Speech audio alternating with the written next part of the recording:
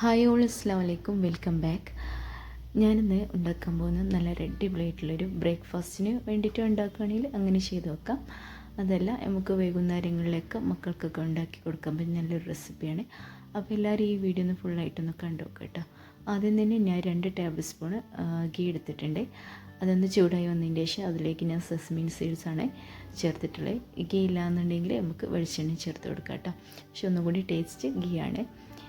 ഇനി നമുക്ക് നമ്മളെ കയ്യിലുള്ള പുട്ട് നന്നായിട്ട് ഉടച്ചതിന് ശേഷം ഇതിലേക്കൊന്ന് ചേർത്ത് കൊടുക്കുക. എന്നിട്ട് നന്നായിട്ടൊന്ന് വറുത്തെടുക്കുക കേട്ടോ.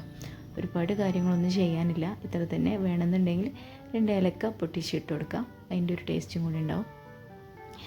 നന്നായിട്ട് നല്ലപോലെ വറുത്തെടുക്കുക. പിന്നെ ഇതിലേക്ക് ആവശ്യമായിട്ടുള്ള പഞ്ചസാരയാണ്, അത് നമ്മളെ മധുരത്തിനനുസരിച്ച് ചേർത്ത് കൊടുക്കുക. ഇനി നമുക്ക് ഇതിലേക്ക് കുറച്ച് തേങ്ങ കൂടി ചേർത്ത് കൊടുത്താൽ നല്ല ടേസ്റ്റ് ആയിരിക്കും. ഞാനിപ്പോൾ ഇതിലേക്ക് തേങ്ങ ചേർത്തിട്ടില്ല, ചെറുക്കാൻ കുറച്ച് മടിയുള്ളത് കൊണ്ട്. പിന്നെ പെട്ടെന്ന് മക്കൾ സ്കൂളിൽ വരില്ല, അപ്പോൾ അവർക്ക് എന്തെങ്കിലും കൊടുക്കണം എന്ന് വിചാരിച്ചിട്ടാണ് ഇങ്ങനെ ചെയ്ത്. നിങ്ങൾ ഉണ്ടാക്കുമ്പോൾ കുറച്ചധികം തേങ്ങ കൂടി ചേർത്ത് കൊടുക്കാം കേട്ടോ. അപ്പോൾ നല്ല ടേസ്റ്റ് ആയിരിക്കും. പിന്നെ ഇത് നമുക്ക് എന്താ പറയുക, പുട്ട് കഴിക്കാത്ത മക്കളൊക്കെ ആണെന്നുണ്ടെങ്കിൽ അവർക്ക് എന്തായാലും ഇത് ഇഷ്ടമാവും കേട്ടോ. അപ്പോൾ എല്ലാവരും ഒന്ന് ട്രൈ ചെയ്ത് നോക്കുക, അടിപൊളി ടേസ്റ്റാണ്. ഇതിൻ്റെ കൂടെ നല്ല കട്ടൻ ചായ കുടിക്കുകയാണെങ്കിൽ നല്ല സൂപ്പർ ടേസ്റ്റ് ആയിരിക്കും കേട്ടോ. പിന്നെന്താ, അപ്പോൾ എല്ലാവരും ഈ വീഡിയോ ഇഷ്ടമായിട്ടുണ്ടെന്നുണ്ടെങ്കിൽ ഒന്ന് ലൈക്ക് ചെയ്യുക, ഷെയർ ചെയ്യുക, സബ്സ്ക്രൈബ് ചെയ്യുക. ഇൻഷാ അല്ലാഹ് അടുത്തൊരു വീഡിയോ ആയിട്ട് വരുന്നേക്ക്. അതിലേക്ക് അസ്സലാമു അലൈക്കും.